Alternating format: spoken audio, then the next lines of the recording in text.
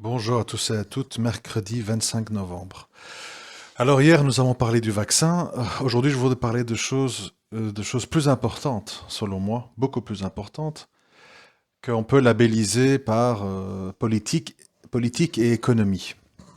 Alors bon, ce sont tous des sujets, comme j'ai l'habitude de dire, qui demandent de longs développements, mais le support Internet, YouTube, nous oblige à se résumer, à être incomplet et à un petit peu passer outre certains détails afin de ne pas vous immobiliser trop longtemps et d'être le plus pédagogique possible. Alors, euh, par rapport aux gens un petit peu de tendance complotiste, et bon, je sais que vous êtes nombreux parce que je lis vos commentaires sous les vidéos, je voudrais quand même vous dire une chose. Évidemment, moi je parle en tant que croyant, donc c'est sûr que ça influence ma vision des choses, mais elle est ce qu'elle est. Et je voudrais vous rappeler une chose, quand vous faites des projections, on va nous vacciner, on va nous pucer, on va nous ceci, on va avoir un état policier, on va être mis dans des camps, enfin je lis toutes sortes de choses. Je voudrais vous rappeler que l'histoire du monde est parsemée de ce qu'on appelle de signes noirs, c'est-à-dire d'événements ultra importants. En anglais on dit game changer, ça veut dire qui changent les règles du jeu, qui sont imprévus. C'est-à-dire que, voilà, si tout était prévisible, il faut bien comprendre ceci. Si tout était prévisible, si on pourrait tout prévoir à l'avance, eh bien, il n'y aurait pas de crise boursière, tout le monde saurait sur quoi investir et serait millionnaire d'office. Il y a toujours des imprévus, parce que ça, c'est par exemple nos sources islamiques pour les musulmans qui nous le disent, c'est tu les crois unis entre eux alors qu'ils sont divisés. C'est-à-dire qu'il faut comprendre que les gens qui sont contre le bien, contre l'humanité, contre tout ce qui est positif et véridique pour l'humain, sont divisés entre eux parce qu'ils sont mobilisés par des intérêts, des projets et des forces idéologico-économiques qui ne sont pas toujours communes. Je vous donne un exemple. Je vous donne un exemple. L'énergie. L'énergie. Les États-Unis ont pu se permettre de se détourner du Moyen-Orient parce que suite à l'exploitation du gaz et du pétrole de schiste, ils ont pu devenir indépendants au niveau énergétique. D'où le slogan de Trump, America First, Great Again, etc. C'est-à-dire, on ne se préoccupe plus du monde, on s'occupe de nous, on s'occupe de nos intérêts, on développe nos activités pétrolières, minières.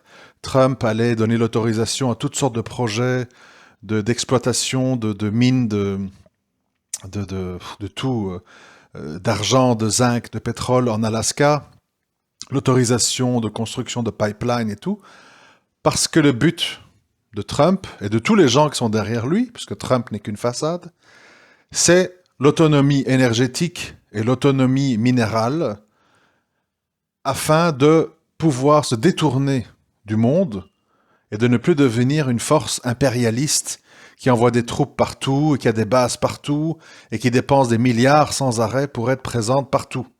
En Afrique, au Moyen-Orient, à Taïwan, etc. C'était ça la vision des gens qui avaient derrière Trump. Les gens qui sont derrière Biden, qui sont les mêmes qui étaient derrière Obama et avant lui Clinton, sont pour une vision d'une Amérique impérialiste, idéologiquement destinée à se mêler de tout. Et pas seulement d'économie, mais aussi d'idéologie, de mode de vie. Donc il faut propager la démocratie, l'égalité homme-femme, l'homosexualité, etc., etc. C'est une autre vision des choses. Et tous ces clans, c'est là où je veux vous amener. Je force un peu le pas pour pas trop entrer dans les détails. Toutes ces forces, elles ne convergent pas. C'est-à-dire, oui, elles sont pas. Je dis pas que l'une est bonne, l'autre est mauvaise, qu'il y a des saints. Moi, je rentre pas dans ce jeu-là de dire l'archange Trump face au démon Biden. C'est pas comme ça que ça fonctionne. C'est simplement des marionnettes, en l'occurrence des vieilles marionnettes, très usées, qui servent de baudruche, d'épouvantail pour toute une économico-idéologique qu'il y a derrière eux.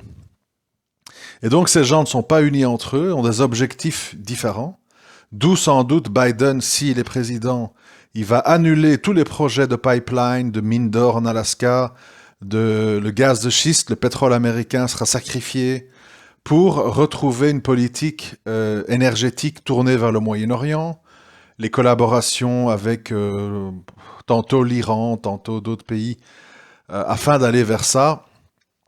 Et d'où le fait que, voilà, en ce moment, l'Amérique fait 2 pas en avant, 2 pas en arrière. On fait telle politique avec Obama et puis telle politique avec Trump, et maintenant on retourne avec Biden. Donc en fait, ça devient un peu ingérable parce qu'en fait, c'est tellement divergent, c'est tellement différent qu'il n'y a pas de constance.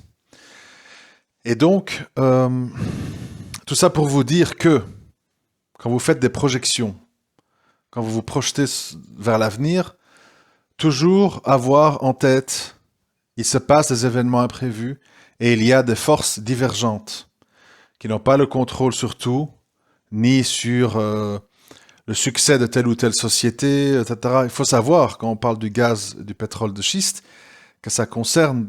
Pourquoi, en fait? Je vais expliquer quand même, c'est important. Pourquoi c'est important, cette différence? Le gaz et le pétrole de schiste, ça représentait de l'emploi et des revenus pour des centaines de milliers, si pas de millions d'Américains, de gens qui sont de classe populaire, de classe bourgeoise, moyenne. Et toute cette exploitation a permis à ces gens d'augmenter leur niveau de vie, de consommer, d'acheter une maison, de louer des parcelles de terre où ils exploitaient le pétrole, etc.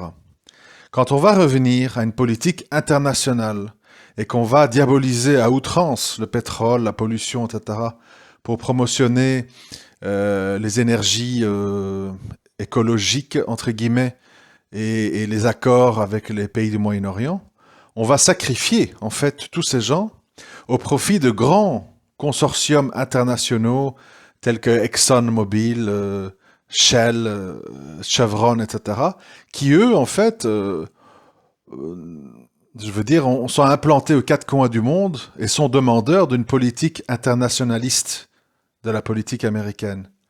C'est le petit peuple américain, c'est le petit ouvrier, c'est le petit ingénieur en tuyauterie, de pipeline et tout, qui est évidemment très intéressé par le fait d'exploiter du pétrole dans son pays.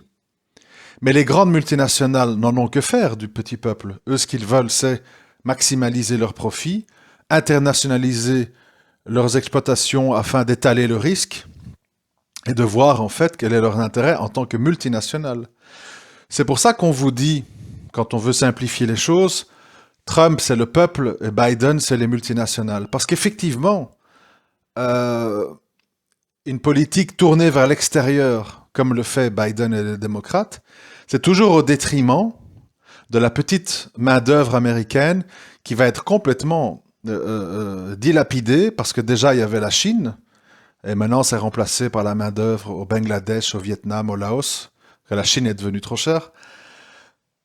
Et maintenant, donc justement, toute cette industrie pétrolière qu'on va diaboliser à outrance et tous ces projets de mines, des mines de métaux qui vont être abandonnés, diabolisés, on va annuler les permis d'exploitation, etc.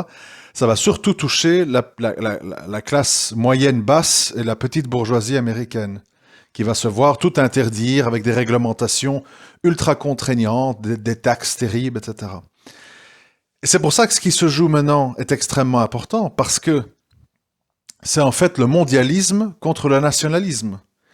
Et c'est pour ça que Trump, dans tous les médias mondialistes, qui sont ce qu'on appelle les médias mainstream, est diabolisé à outrance parce que justement, il va à contresens, parce qu'il protège d'autres intérêts. Il faut comprendre que tout ceci est interconnecté. Quand on a une politique internationaliste, ça signifie qu'il y a des guerres qu'on provoque ou auxquelles on participe.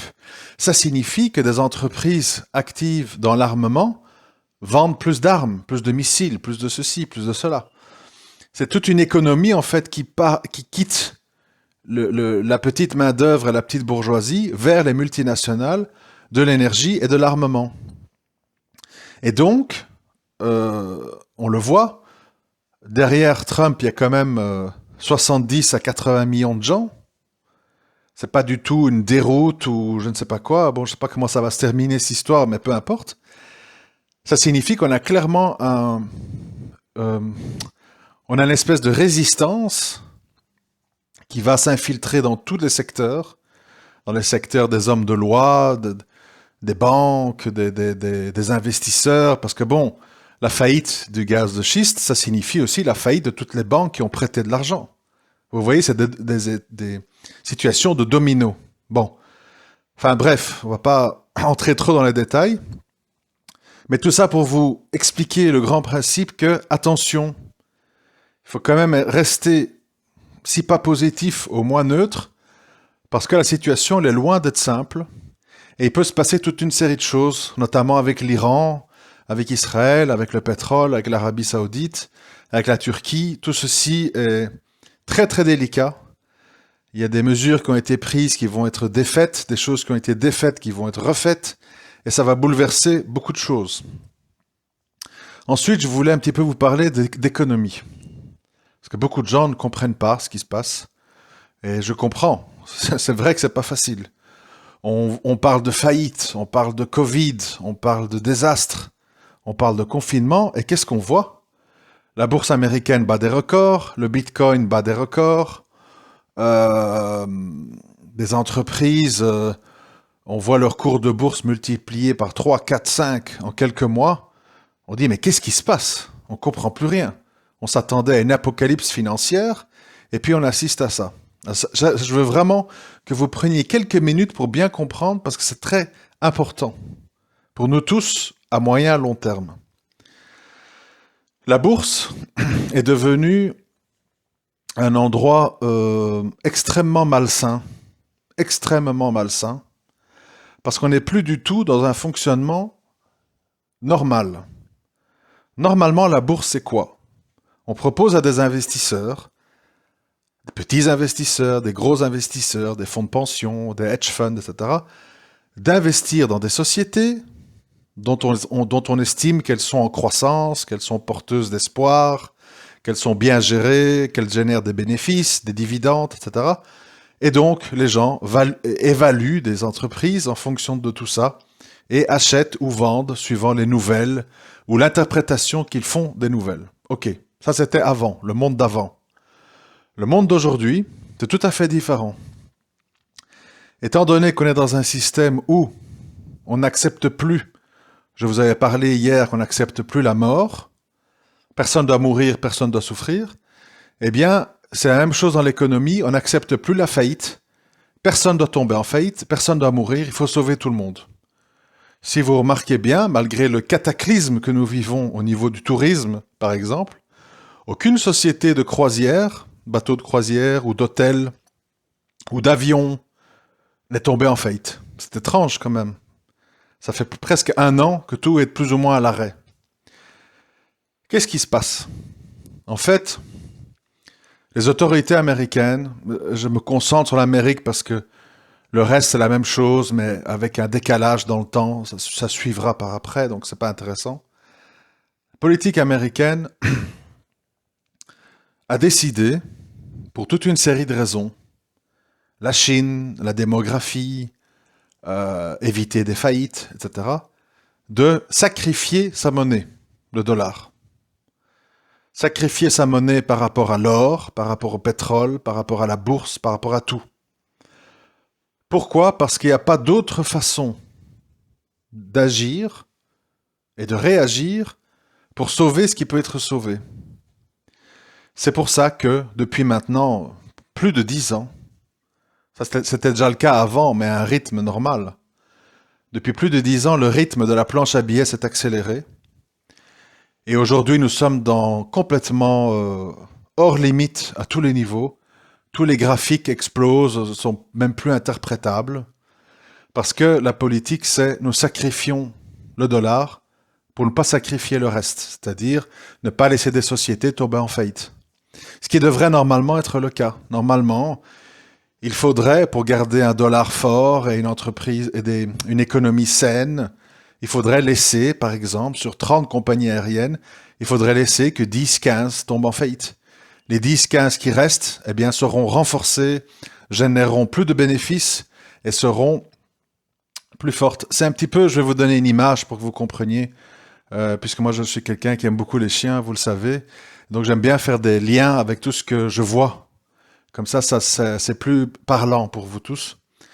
Si vous avez une nichée de 10 chiots, en général, sauf exception, mais bon, on va parler en général, vous avez 2 à 3 chiens extraordinaires, bien proportionnés, en bonne santé, avec une bonne morphologie, une bonne répartition des muscles, etc., etc. Vous avez sur 10, on va dire, 4 à 5 chiens moyens, c'est-à-dire qu'ils sont bien, ils sont en bonne santé, mais ils ne sont pas exceptionnels, ils sont juste dans la norme de la race, ils sont acceptables et tout. Et vous avez 2, 3 chiens malades, un peu mal formés, des faiblesses, qui est aveugle, qui est sourd, qui est... ben, Dieu sait quoi. Bon. Qu'est-ce qui se passe dans la nature? Qu'est-ce qui se passe dans la nature? En général, les mamans, des chiens et des autres animaux, se concentrent sur les éléments les plus forts. C'est-à-dire que les petits qui ont le plus de chances de survivre, de pouvoir affronter la vie, les prédateurs, les aléas, les maladies, sont privilégiés. Et les plus faibles, les plus différents, les plus capricieux, les plus compliqués, sont en général mis de côté. euh, et quelque part, ils sont, suivant les espèces et les animaux, soit ils sont sacrifiés, soit ils sont mis de côté, soit ils sont tués, enfin bref. Ça, c'est le fonctionnement naturel des choses. C'est-à-dire, on se concentre sur le fort pour pérenniser les chances de survie de l'espèce. Ici, ce qu'on fait, à tous les niveaux, et je sais que c'est un discours qui est très dur à entendre, parce que ça va à l'encontre de notre humanisme, de notre volonté de sauver tout le monde. Comme je vous l'ai dit, on veut tous que personne ne meure, que personne ne souffre.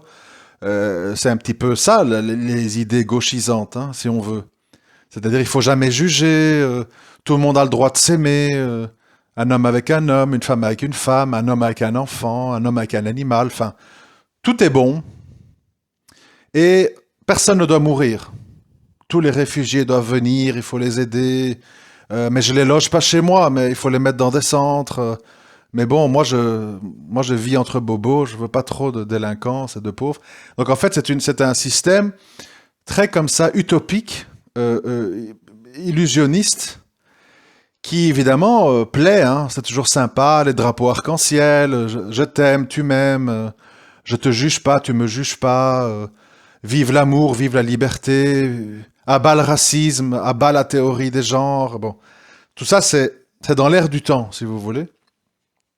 Et donc en fait le problème qu'il y a avec cette vision des choses, et le fait aussi qu'il n'y a plus de guerre, hein, puisque maintenant on a justement mis de l'argent partout pour acheter la paix.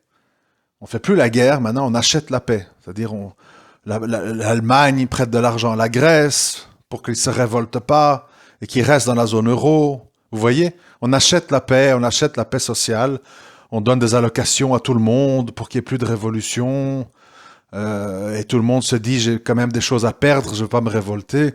C'est pour ça qu'aucun mouvement de révolte comme les Gilets jaunes ou autres ne peut réussir, parce que non seulement les gens sont enchaînés par des engagements financiers, crédits hypothécaires, études universitaires des enfants, etc., mais enfin crédit voiture et j'en passe, où ils ont des choses à perdre. C'est-à-dire que la classe moyenne est achetée par ses désirs et la classe populaire est achetée par sa dépendance. Carte vitale, RSA, aide à ceci, aide à cela, logements sociaux, APL, et j'en passe. Donc en fait, on a construit un monde d'illusions, un monde d'humanisme, droit de l'homiste, illusoire, à coût d'argent. D'argent, d'argent, d'argent. Problème, c'est qu'à un moment donné, c'est un petit peu comme si vous avez des tapis chez vous, et à chaque fois qu'il y a de la poussière dans la maison, vous balayez en dessous, et en dessous, et en dessous, et en dessous, et en dessous. Ben à un moment donné, dans le tapis, il y a des bosses. tapis commence à pas sentir très bon. Et dès qu'on marche dessus, il y a de la poussière qui sort de partout parce qu'elle s'est accumulée en dessous du tapis. Et ça, c'est le monde dans lequel on est aujourd'hui. C'est-à-dire un monde où tout est dérégulé, où on ne comprend absolument plus rien, où des sociétés qui ne gagnent pas un sou valent 100, 200 milliards de dollars, où des sociétés très bien établies et très rentables voient leur cours de bourse ne pas bouger, où une bourse explose à la hausse alors que tout va mal. Et donc, on est là-dedans, en fait, vous comprenez? Et les gens, éduqués là-dedans, surtout les plus jeunes, c'est leur référence. Tout va bien, il n'y a pas de guerre, faut pas être dans le jugement, tu peux pas dire ci, tu peux pas dire ça, attention, c'est du racisme, attention, c'est de l'homophobie, attention, c'est de la misogynie, vous voyez? Ça fait que, pour revenir à l'économie, je me suis un petit peu égaré dans le social, mais c'est pas grave. Pour revenir à l'économie, eh bien maintenant, on est dans une économie où, sachant qu'on ne laisse personne au bord de la route, sachant qu'on ne laisse personne tomber en faillite, eh bien on se dit, plus ça va mal, plus c'est intéressant d'acheter, même des sociétés qui vont mal, parce que l'État, et donc le contribuable, c'est-à-dire vous et moi, indirectement, va sauver toutes ces sociétés. Donc, on ne va pas liquider, on va acheter. Quant aux sociétés d'avenir qui vont dominer l'économie d'ici 10, 15, 20 ans, eh bien, on les surpaye et on les surpaye encore et toujours plus parce que non seulement elles n'ont pas besoin d'aide, mais en plus, plus les autres vont aller mal, plus eux vont gagner des parts de marché et être encore plus dominants. Donc en fait, si vous voulez, on est dans une économie où on maintient sous perfusion des entreprises qu'on appelle zombies. Et pour maintenir l'illusion sociale, c'est-à-dire, voilà, le United Airlines ne va pas licencier les 20 000 employés, etc. Et donc, ils sont sous perfusion d'argent d'étatique qui sort. Mais la vraie réalité, c'est que telle ou telle autre société est occupée à leur prendre des parts de marché et qui sont de plus en plus faibles malgré les perfusions. Et c'est pour ça que quand vous voyez des entreprises comme Tesla ou Amazon devenir toujours plus chères et toujours plus chères dans des prix de plus en plus fous, c'est parce que le marché, ayant un flux de liquidités ininterrompu disponible, dit, bon, toutes ces sociétés concurrentes de Tesla sont artificiellement maintenues en vie. Certes, elles ne tombent pas en faillite, donc on ne les liquide pas, mais on a bien compris que plus ça va aller mal, plus en fait ces sociétés qui sont innovantes vont accentuer leur avance et vont devenir de plus en plus dominantes. On l'a vu en France avec Amazon. Tout le monde a tremblé lors du confinement parce qu'on s'est dit, les consommateurs vont prendre l'habitude de consommer par Amazon et vont plus aller à leur librairie, vont plus aller à leur magasin. Et ces clients-là ne reviendront plus parce qu'ils vont payer moins cher, seront livrés plus vite et ne devront pas bouger de chez eux. Et voilà vers quoi on va. C'est-à-dire un monde où très clairement des entreprises vont être ultra dominantes, d'où l'anticipation avec les cours de bourse, et toute une série de sociétés qui sont maintenues artificiellement en vie pour maintenir l'illusion le plus longtemps possible, tout en sachant qu'elles n'ont aucun avenir. Et donc, avec l'audio d'hier sur les vaccins et aujourd'hui, vous comprenez que le jeu dans lequel on est, parce que c'est un jeu, il faut comprendre, hein, est extrêmement fragile, est extrêmement délicat, et qu'il peut se passer toute une série d'événements inattendus qui peuvent bousculer tout ça d'une façon extrêmement brutale. Donc, plutôt que se projeter, plutôt qu'être dans le négativisme, plutôt que de dire c'est foutu, etc., ou être dans le déni.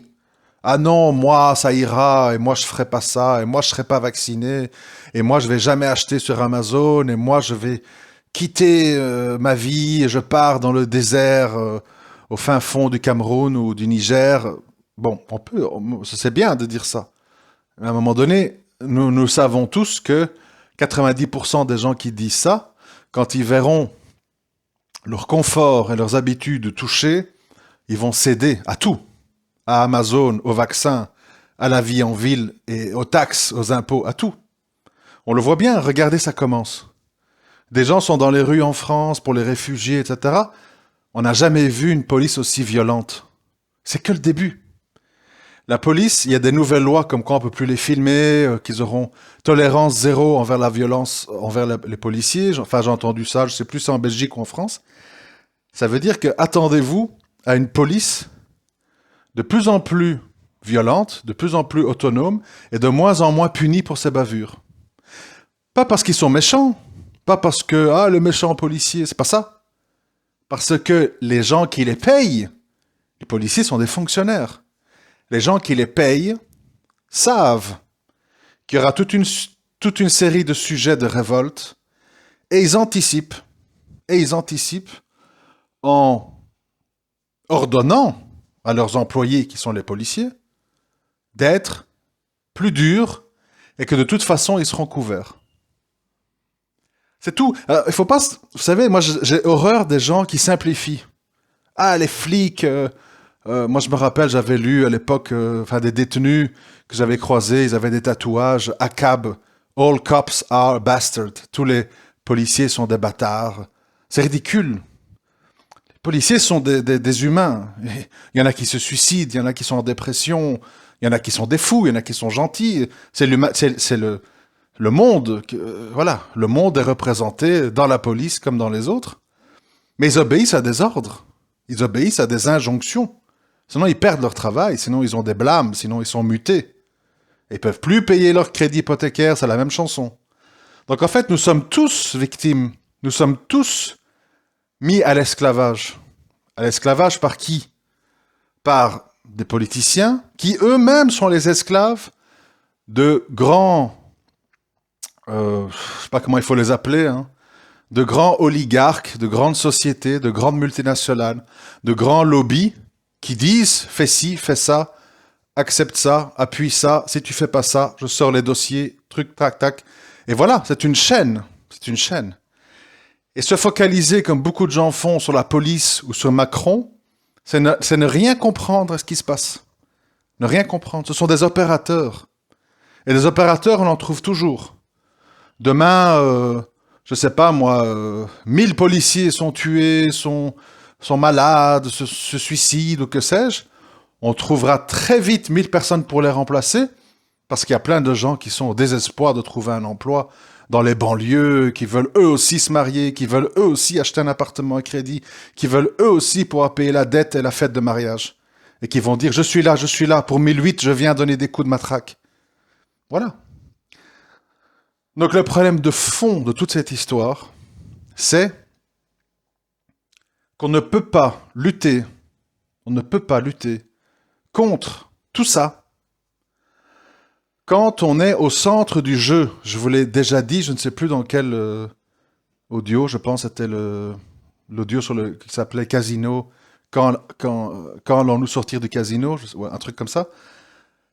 C'est ça la clé, parce que on peut pas en vouloir aux opérateurs, ils font leur travail. Et s'ils le font pas eux, d'autres le font à leur place. Donc, plusieurs choses en conclusion à retenir. Pas de pessimisme, pas de fatalisme, être en éveil, être attentif, et bien savoir et admettre que tout ne va pas dans un sens. Il y a des forces divergentes, il y a des événements imprévus. Et donc, il faut essayer d'être très attentif à tout ça afin de ne pas suivre de fausses pistes. Et puis, une fois qu'on a compris un peu tous les mécanismes et tout ça, soit encaisser le choc et essayer de slalomer dans tout ça, pas facile, mais voilà, ou s'extraire complètement de tout ça, et alors vivre évidemment une vie très rude, au fin fond de la Norvège, près d'un fjord avec des animaux, je sais pas, au Mozambique, bon, voilà. À un moment donné, il faut dire la vérité aux gens. Soit tu slalomes dans tout ça, soit tu dois accepter une vie rude à l'écart, une vie de marginal. Tout le reste, ce sont des faux discours, des marchands. Vous savez, moi j'ai horreur de tous ces gens qui se disent être de la dissidence et ils parlent depuis leur salon et ils vendent des livres, ils vendent des t-shirts. Soyez pas des esclaves, mais soyez mes esclaves, vous voyez. Ne donnez pas votre argent à X, donnez-le à moi. Enfin bon, faut faire attention dans tout ça, vous voyez, parce que malheureusement, l'humain, comme on dit, est un loup. Un loup pour un loup, et peut enfiler une peau de mouton et une peau de loup suivant les circonstances. Et tout le monde veut jouer le défenseur de la veuve et de l'orphelin et de la vérité pour finalement simplement son orgueil, sa dominance, faire entendre sa voix et être présent sur la place. Donc à un moment donné, vous devez vous prendre en main, vous faire vos propres opinions, lire, vous informer, tisser les liens entre les différents événements qui se passent, tirer les conclusions qui s'imposent, même si elles sont douloureuses, et essayer de vous extraire le mieux possible. Ou de, entre guillemets, jouer avec le système. Parce que le système joue avec vous, évidemment. À titre d'exemple, et je vais vraiment conclure là-dessus, je disais dernièrement, je parlais avec un ami, et je lui disais, tu sais, dans le système, comme il est fait, en Belgique ou en France, l'homme célibataire ou la femme célibataire qui travaille et qui n'a pas d'enfants, pas de personnes à charge, etc., elle est matraquée d'impôts, de taxes, et finalement elle se retrouve avec un salaire net qui est très proche du minimex, des minima sociaux. J'ai dit ici, vouloir ou pas, c'est un système qui récompense les gens qui ont des familles nombreuses, qui ont des gens à charge, et qui sont un tant soit peu économes, qui font des courses de gros et qui savent en fait se débrouiller pour dépenser le minimum. Ce système, il est fait pour ces gens-là. Il n'est pas fait pour le travailleur célibataire, indépendant, qui n'a personne en charge, qui vit que pour lui, un peu comme un geek ou un célibataire endurci. Ceux-là sont matraqués, sont massacrés d'impôts et de taxes sociales en tout genre. C'est comme ça. Soit tu en tiens compte, soit tu n'en tiens pas compte. Si tu n'en tiens pas compte, ben, paye et tais-toi, et souffre. Et c'est comme ça que ça fonctionne. Ça a été décidé par des gens au-dessus de vous et de moi et qui défendent tel ou tel projet. Voilà, je m'arrête ici pour pas dépasser trop les 30 minutes. Je reviendrai vers vous très prochainement. Je vous remercie de m'avoir écouté.